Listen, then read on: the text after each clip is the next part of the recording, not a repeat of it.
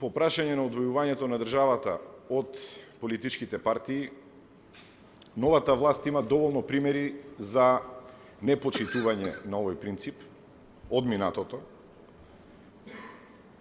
И тоа што сакаме да го видиме од денеска па натака е дека овој принцип може да се почитува и дека власта поинаку може да се практикува. За одвојување на државата од политичките партии според планот 369.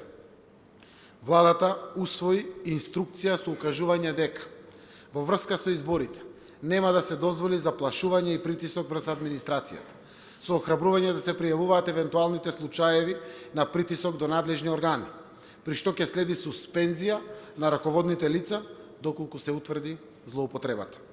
Новата влада ќе има два испити, како да кажам, за поминување, од каде ние ќе видиме на вистина дека се сериозни за ова што го пишуваат и го промовираат. Првиот испит се локалните избори и вториот тест тоа е носењето на одговорност.